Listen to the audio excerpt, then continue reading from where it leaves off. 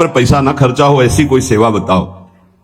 तो ऐसी सेवा तो मानसिक सेवा ही है। तो बोले तुम मानसिक सेवा शुरू करो, भाव में ऐसे प्रभु को देखो और उनको आप जितने पदार्थ चाहे वो पहनावे, जितनी सामग्री चाहे वो समर्पित करे, जितने भोग चाहे वो पवावे, ऐसा कर सकते हैं।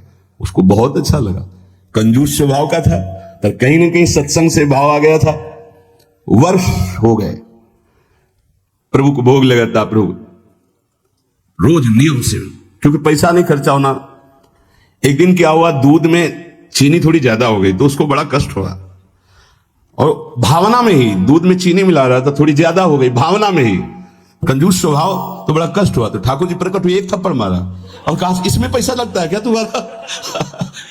मानसिक सेवा का फल ये हुआ कि प्रगट में ठाकुर जी का वो गोपाल जी की सेवा कर, जैसी भावना की जाती वैसे हमारे गोपाल जी यार भाव रखते हैं, फिर दोस्त भाव रखते हैं। उनका सारे इसमें तेरी चीनी में पैसा लगा क्या, क्यों तू चलने लगा कि ज्यादा चीनी हो गई? भगवत साक्षात्कार हो गया, प्रभु ने स्पर्श कर लिया मानसिक सेवा से। मानसिक सेवा का बड़ा प्रभाव, प्रगट में भी उसका प्रभाव झलक जाता है। पूज्यपाद श्री रघुनाथ दास गोस्वामी राधा कुंड में, जिनकी समाधि विराजमान है, राधा कुंड में विराजमान थे।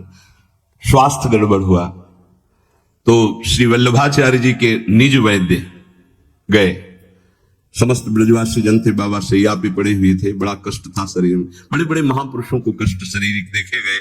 तो क्या लीला है ठाकुर जी में, वो अपने भक्तों का कष्ट लेते हैं, प्रारब्ध भोग होता है या भगवान का विधान होता है, इसका निर्णय भगवान जाने। निर्णय नहीं किया जा सकता, क्योंकि अगर प्रारब्ध की तरफ देखें तो जब भगवान को समर्पित हो गए तो संचित प्रारब्ध और क्रिमाण इतने बलवान नहीं होते कि भगवान के भक्त को पीड़ा पहुंचा सके। ये भी सिद्धांत समझ में नहीं आता। भगवान अपने भक्त को कष्ट देते हैं, ये भी सिद्धांत समझ में नहीं आता, क्योंकि इतने वात्सल्य समुद्र है, वो जन को सुख देते हैं, कष्ट क्यों देंगे? अब वो भक्तों का अपने कष्ट ले लेते हैं, ये थोड़ा समझ में आता है कि जो सिद्ध महापुरुष होते हैं वो अपने निज जनों को स्वस्थ और सुखपूर्वक भजन में लगे रहे, इसलिए वो ऐसा। क्योंकि हमें यह समझ में नहीं आता कि इनका कोई प्रारब्ध होगा, क्योंकि वो प्रारब्ध भस्म करने की सामर्थ्य वाले महापुरुषों के शरीरों को कोई प्रारब्ध दंड दे सके, ऐसा समझ में नहीं आता। भगवान को जो समर्पित हो गया, पीछे एक बार सत्संग में ध्यान कीजिए, सुनाया गया था कि नाम जापक में इतनी अपार सामर्थ्य है, वो प्रारब्ध को भस्म कर देता है। प्रारब्ध स्वतः ही नष्ट हो जाता है। कोई बहुत प्रबल प्रारब्ध हुआ तो वो भी उनकी अनुमति से उनके पास आता है, वो स्वीकार करना चाहे तो आएगा, अन्यथा वो भी भस्म हो जाएगा।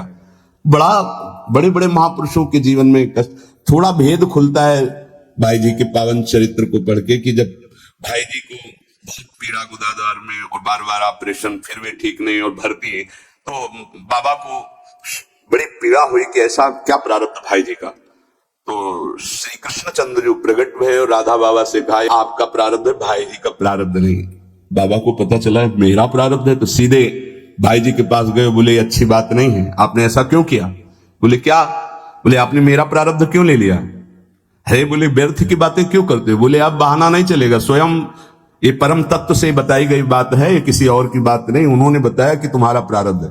उनका बाबा हमको इससे कोई फर्क नहीं पड़ता, और आपकी जो अनुष्ठान पद्धति इसमें फर्क पड़ जाता, इसीलिए प्रभु की इच्छा से इसको। तो ये बात समझ आती कि बड़े बड़े महापुरुष अपने जनों का ऐसा लीला पूर्वक स्वेग नहीं, ऐसे जो ब्रह्म स्वरूप महापुरुष हैं उनका क्या प्रारब्ध है।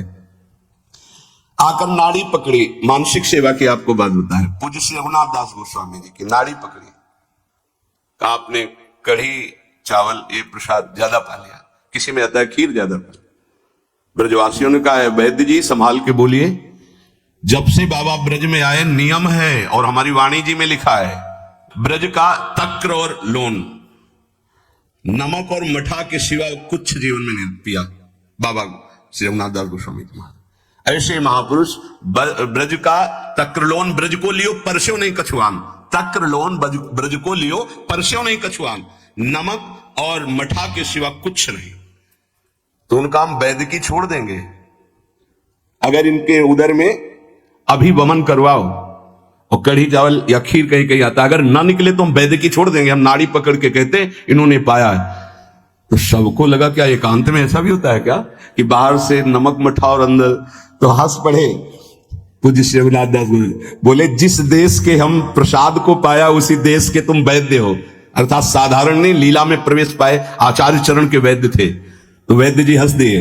तब सबको पता चला कि मानसिक में जो भोग लगाया था वो पाया, तो प्रगट में उसका प्रभाव। अगर हम थोड़ा भी मानसिक भाव अपने ठाकुर जी के समीप करने लगे तो बहुत जल्दी लाभ प्राप्त हो जाए। 5 मिनट का है, जो नित्य सेवा में लगे उनका तो मानसिक भाव बनता ही है, उनको बनाने की जरूरत नहीं, अपने आप बनेगा। प्रगट सेवा का प्रभाव है।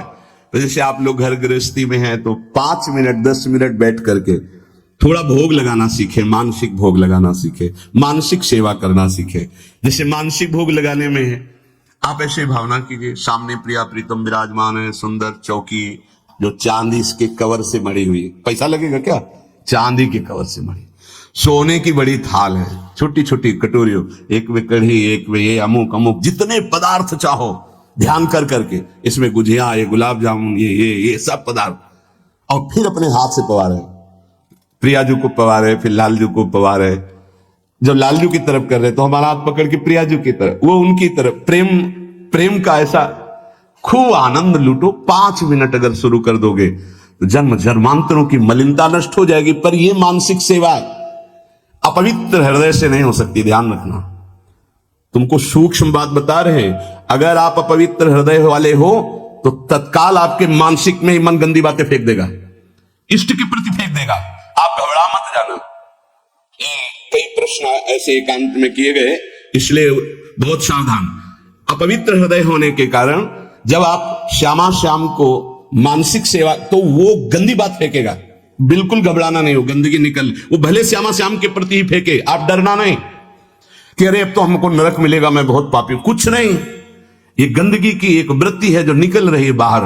आप अपने निष्ठा में बिल्कुल रहे, वो आप नहीं है, वो गंदगी है जो अंदर भरी हुई है। इस बात को बैठा लोगे तो विचलित नहीं होगे, नहीं बहुत से विचलित हो जाते हैं। एक ने कहा कि मैं विश्व का सबसे बड़ा पापी हूं, बड़ा पवित्र हृदय वाला है, मैं बहुत पापी हूं, मैं प्रिया प्रीतम को जब सेवा में तो मेरा मन ऐसा ऐसा, तो उनका कोई बात नहीं। अरे ये मन गंदा है तो जहां जाएगा वहां दुर्गंध है, तो आप अच्छी जगह जाओगे तो दुर्गंध ही वो फैलाएगा। ये दुर्गंधी युक्त मन की वृत्तियां हैं, घबराने की जरूरत नहीं है। आप जब भजन में बैठेंगे, मानसिक सेवा में बैठेंगे, बिल्कुल खुली बात सुन लीजिए, ये गुरुदेव पर, इष्ट देव पर सीधे गंदगी फेंकेगा, आपको बिल्कुल घबराना नहीं, कोई अपराध नहीं, कोई पाप नहीं। आप अपनी सेवा में, बहुत गंदा है ये, आप भोग लगाओगे वहीं वो गंदी बात रखेगा, वहीं गंदगी फैला देगा, वो भोग लगाने ही नहीं देगा। आप देखना, अगर आपका हृदय मलिन है, अभी पवित्र नहीं हुआ, तो ये उपद्रव रच देगा। आपको बिल्कुल नहीं घबराना, बार बार शांत होना है, आपको बार बार वही अपनी चेष्टा करनी है। मैं भोग लगा रहा हूं प्रिया प्रीतम, नाम जप और वाणी गायन से हृदय बहुत जल्दी पवित्र होता है। अगर आपका आहार अशुद्ध है, गंदा भोजन, गंदा पेय, गंदा संग, गंदे आचरण, तो आप कर ही नहीं सकते, 5 मिनट नहीं कर सकते। ध्यान रखना, पहले आहार अपना शुद्ध कर लो। ये गंदे पेय जैसे शराब आदि है, मांस आदि है, ये सब गंदे हैं, इनको खाने से हृदय मलिन हो जाता है। एक बार कदम गंदगी से निकाल दिए तो दोबारा भाइयों मत रखना, क्योंकि ये जीवन बड़ा अमूल्य है। हृदय गंदा हुआ तो एक बार चढ़कर परमार्थ की तरफ से उतरने पर दोबारा चढ़ने का रास्ता ये माया नहीं देती। बहुत सावधान। 5 मिनट में तुम्हें जो प्राप्त होगा 24 घंटे साधन करने पर नहीं प्राप्त होगा, ध्यान रखना। इतना प्रभाव है मानसिक सेवा का। इसलिए कभी हम मानसिक सेवा का आदेश नहीं करते कि घबरा जाओगे, मन गंदगी फेंकेगा। आप प्रगट सेवा में लगे तो मानसिक सेवा में प्रवेश हो। पर हम फिर लगने लगा कि साहस बनाना चाहिए, 5 मिनट आप ऐसा करें। जैसे अपने लोग जब एकांत शांत समय होता है, शांत बैठ गए और सेवा प्रारंभ हो गई, ऐसी सेवा प्रारंभ हो। क्या देता है, सुंदर कुंज सजाया, सुंदर फूलों के गुच्छे टांग दिए, सुंदर सैया सजाई, देख रहे हैं निकुंज से गलवैया दिए, पिया प्रीतम आए और हमारी तब मुस्कुरा करके देखे, सेवा स्वीकार की, उस पर बैठ गए। अब जो मन आवे सो करो, मन आवे नाचो, मन आवे गाओ, मन आवे भोग लगाओ, मन आवे उनको उनकी लीला सुना रहे, उनका श्रृंगार कर रहे हैं, उनके आगे नृत्य कर रहे हैं, गा रहे हैं। देखना, अगर रोना ना आ जाए तो कहना, आनंद की उमगन आ जाएगी, 1 पैसा नहीं लगता इसमें। और प्रगट सेवा का सही माने में फल आएगा तो मानसिक सेवा सिद्ध हो जाएगी। फिर आपको ऐसा नहीं लगेगा मैं भावना कर रहा हूं, साक्षात दिखाई देंगे प्रिया प्रीतम आ रहे। प्रियाजू की कृपा प्राप्ति उसी को होती है जिसको रसिक संग मिलता है। कहो कृपा उपजय के भांति रसिकन संग फिरो दिन। वृंदावन की स्पष्ट कृपा का फल है किसी भगवत प्रेमी प्रिया प्रीतम के प्रेमी महात्मा का संग मिल जाना, उस संग का फल है नीतिक धर्मिन संग तो रंग बढ़त नित नित सरस, नित नित प्रेम अभंग। यह जो कृपा हरिवंश की, निश्चित उसके हृदय में प्रेम जागृत हो जाएगा जो प्रियालाल के प्रेमी का संग करेगा, क्योंकि प्रेमी जनों के संग से प्रिया प्रीतम के चिंतन की बात अधिक आती है।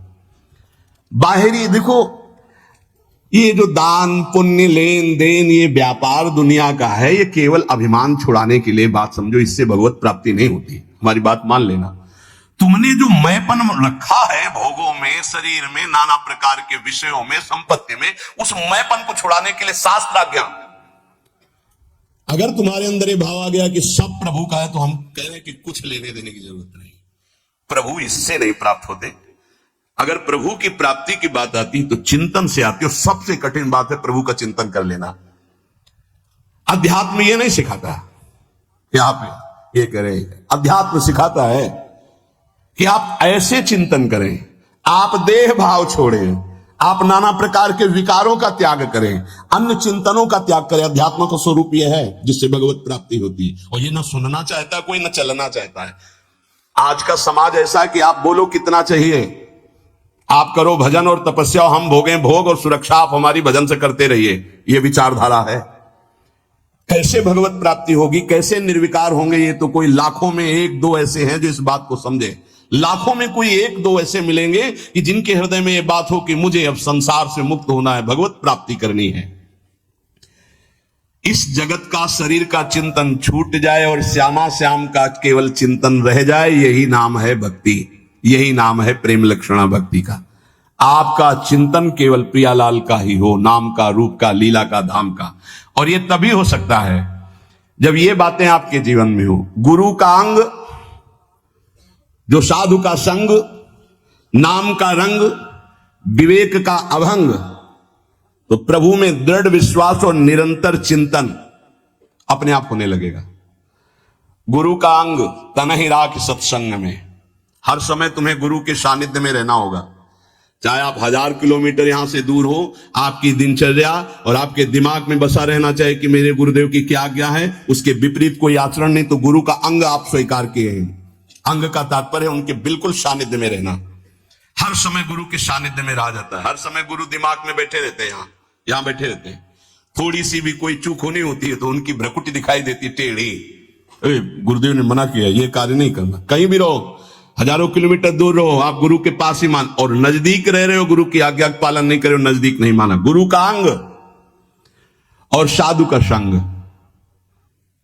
सत्संग। हमारी वृत्ति भी सत हो, हमारे आचरण भी सत हो, हमारा चिंतन सत हो, तो सत्संग हो रहा है।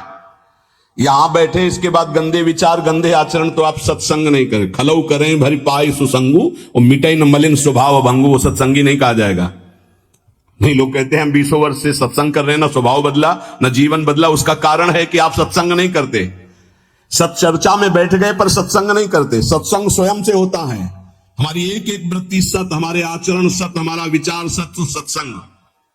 गुरु का अंग और सत्संग और नाम का रंग, निरंतर नाम चलना चाहिए। ये अभ्यास करो। बहुत छाती जलनी चाहिए जब नाम छूटे।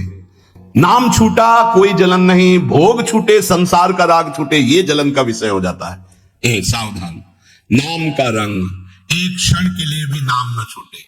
और विवेक अभंग, हर समय ये विवेक जागृत रहना चाहिए कि ये तुम्हारा शरीर नहीं है, ये छूटेगा। ये मकान छूटेगा, दुकान छूटेगी, बैंक बैलेंस छूटेगा, व्यवहार छूटेगा, पद छूटेगा, तुम्हारे साथ इनमें से एक भी नहीं जाएगा। विवेक जागृत रहना चाहिए, भगवान नाम जाएगा। सत्य विचार, सत्य विवेक, सत्य संग, ये आपको भगवत प्राप्ति कराएगा। अनेक जन्मों के जब पुण्य एकत्रित होते हैं तब साधारण भक्ति शुरू होती है। घर गृहस्थी में जैसे साधारण कुछ 40 आप पढ़ ले, कुछ पूजा, ये अनेक जन्मों के जब पुण्य एकत्रित होते हैं, कई जन्मों की जब ऐसी भक्ति होती है तब श्री कृष्ण की तरफ आकर्षण होता है। जन्म जन्मांतर सहस्त्राणाम कृष्णे भक्ति प्रजायते। साधारण भक्ति कई जन्मों से होती चली आई, तब जाके कृष्ण भक्ति मिलती है। और कृष्ण भक्ति से जब श्री कृष्ण प्रसन्न होते तब राधा नाम और राधा चरणारविंद की भक्ति मिलती है। ये परम विश्राम स्थल है। पर इस भक्ति में विषयाशक्ति बहुत बाधक है, क्योंकि ये सीधे प्रेम भक्ति है वृंदावन की। बिना विषयाशक्ति नष्ट हुए भगवत प्रीति का प्रादुर्भाव नहीं होता। जब तक प्रीति नहीं तो प्रिया प्रीतम बहुत पराये लगते हैं। देखो श्यामा श्याम लगता है तुम्हारे, अभी किसी रिश्तेदार का नाम, पुत्र का नाम, परिवार, तुरंत हृदय के हाँ मेरे। अगर राधा नाम, प्रिया प्रीतम का नाम सुनते ही जैसे किसी रिश्ते नाते, पुत्र पति आदि की कोई बात करे तो एकदम लगे मेरे। ऐसे जब इतना ही लगने लगे मेरे तो समझो कि अब कुछ रंग आ रहा है। लेकिन प्रभु की बात तो पराई जैसी लगती, संसार की बात अपनी लगती है। इसीलिए एक और संपूर्ण संसार के संबंध भोग और एक और प्रिया प्रीतम है। चयन करो तुम किससे प्यार करते हो, संसार के संबंधों से या प्रिया प्रीतम से। अगर प्रिया प्रीतम से तो तुम्हें संसार के संबंधों का अंदर से त्याग करना होगा। ये बहुत सहजता से हो जाएगा यदि साधु संग होता रहा, बहुत सहजता से वहीं रहोगे। वेश परिवर्तन की जरूरत नहीं है, स्थान परिवर्तन की जरूरत नहीं है, उद्देश्य परिवर्तन की। जहां उद्देश्य हुआ श्यामा श्याम की प्राप्ति को, वहीं आपके अंदर समस्त संबंध जो मायाकृत है आप देखोगे ढीले हो गए, वो कटने लगे। साधक को इस युद्ध में अकेले संपूर्ण संसार से युद्ध करना है। ये बड़ा सूक्ष्म विषय है, बार बार इसीलिए कहते हैं। हर व्यक्ति हमारे चिंतन को खींचता है, खास बात है, चाहे वो द्वेष से या हो चाहे राग से हो, वो खींचता है हमारे चिंतन को। हमारा चिंतन अखंड प्रभु की तरफ हो, इसलिए सारे संसार के संबंध से युद्ध करना है। ये कला सीखनी होगी कि मिलना है, बात करना है, लेकिन हमारा संबंध किसी से नहीं।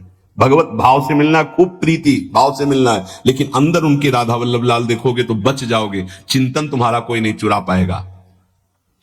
आरंभ में साधक को बहुत दुखद महसूस होता है सांसारिक संबंधों का त्याग करना, परंतु बाद में वो नाच पड़ता है कि भगवान ने मुझे मोह जाल से छुटा दिया। ये मोह केवल बातें करने से नहीं जाएगा। आजकल बातें करने वाले लोग बहुत मिल रहे हैं, पूज्यपाद बाबा कह रहे हैं।